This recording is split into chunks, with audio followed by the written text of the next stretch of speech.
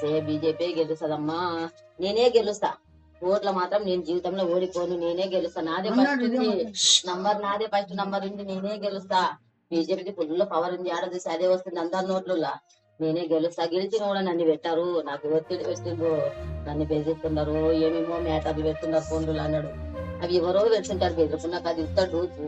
ఎవరైనా ఊరోళ్ళు ఎవరైనా తాగొచ్చులో పెడుతుంటారు అట్లా బయట పెట్టాలని. భయపడక ధైర్యంగా నేను అని చెప్పినాను.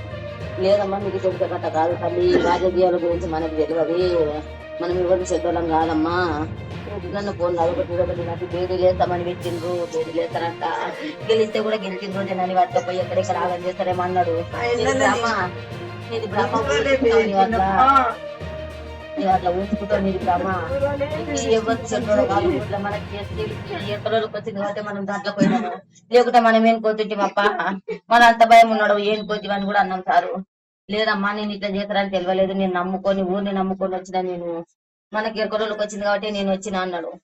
అదే అన్నాడు సార్, ఇంకా ఏం తెలియదు. గెలుస్తాం అయితే నేనే పక్క గెలుస్తాను కూడా చెప్పిండు, భయపడவே లేదు.